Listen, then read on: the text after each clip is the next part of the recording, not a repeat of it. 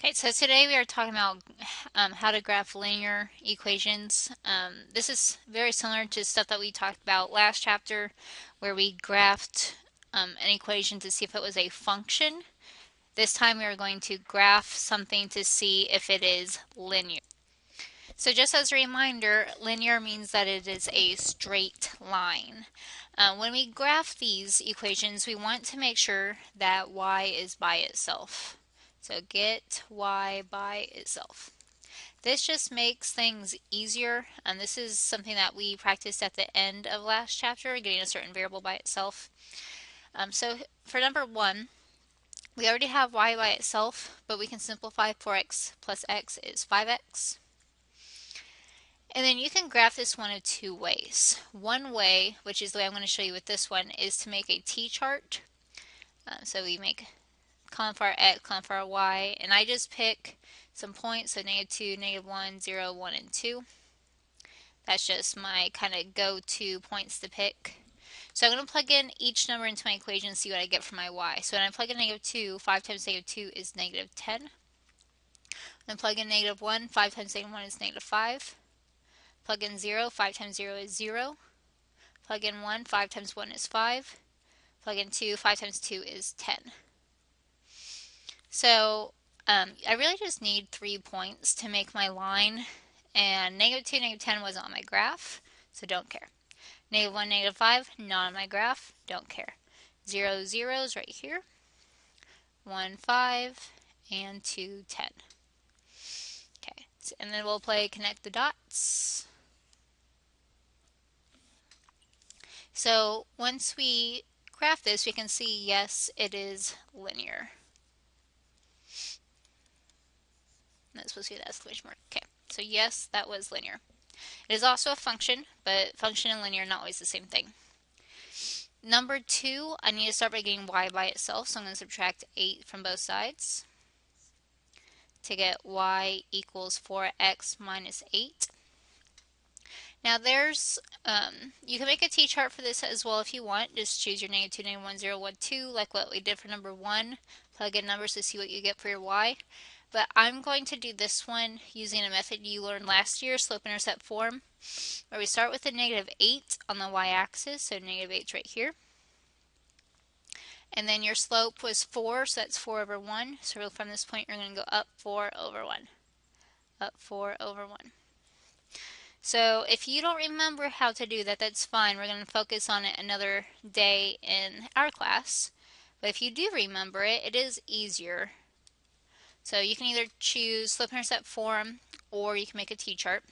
But once we graph it, we can see, yes, this is linear. Okay, moving down to number 3. Number 3, in my opinion, is the hardest one. We're going to start getting y by itself, so I'm going to subtract 5x to the other side to get y squared equals -5x plus 25. Now, for this one specifically, I'm not going to get y by itself completely because this exponent causes issues. So I can't use slope-intercept form with this one. I have to make a t-chart. So I'm going to plug in some points. Since I look at my graph, I can see they're all positive numbers. I'm just going to pick 0, 1, and 2, and 3. So this is going to, oh, sorry. I meant to put this on the y. The y is pretty complicated, so I'm going to pick numbers for my y instead of my x. Normally you pick numbers for your x. I'm just picking numbers for the y this time just because the y is more complicated because of that exponent.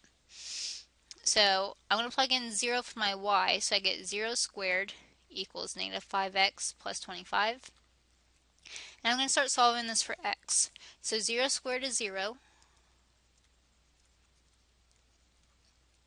Subtract 25. And then divide both sides by -5, so you get x equals 5. So all I did was solve that for x. I'm going to do this again if y were 1. So I'm going to plug in 1 squared equals -5x plus 25. 1 squared is 1. Subtract 25. to get negative 24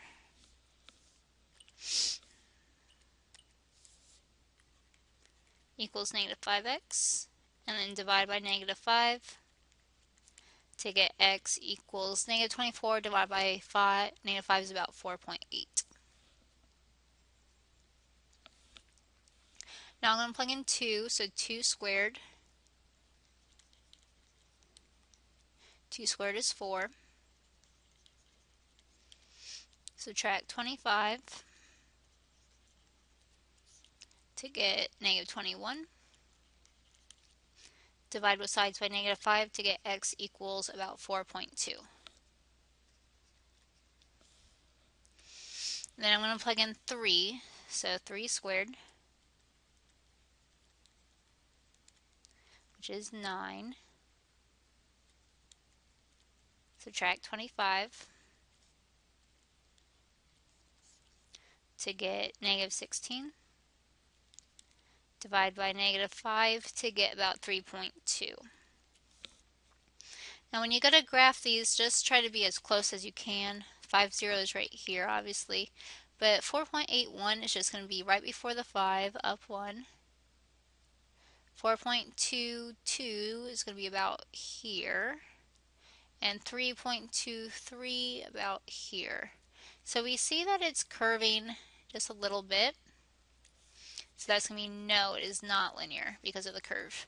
Now the reason why it curved was because of the exponent in the problem. So if you ever have an exponent in your problem on one of the variables, it's not going to be linear. This is a function. It does pass the vertical line test, but it is not linear. Okay, number 4. I'm going to get rid of the fractions first. So the way I like to do this is I think of if I were to hypothetically get a common denominator, it would be 12. So I'm going to multiply all these terms by 12. X over 4 times 12 is just 12x over 4. Y over 3 times 12 is 12y over 3. 1 times 12 is 12. I can simplify this a little bit. 12x divided by 4 is 3x. 12y divided by 3 is 4y equals 12. And then I can start getting y by itself, so subtract the 3x to get negative 4y equals negative 3x plus 12. And then divide everything by negative 4 to get y equals negative 3x divided by negative 4 is 3/4 x. 12 divided by 4 is negative 3. I'm going to use slope-intercept form for this one like I did with number 2. So my y-intercept is at negative 3. My slope is 3 over 4. So up 3 over 4. Then I can make my line.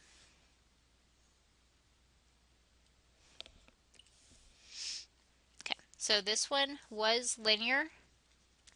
And you can kind of double check it. There is no exponents, so that's my clue that it was linear.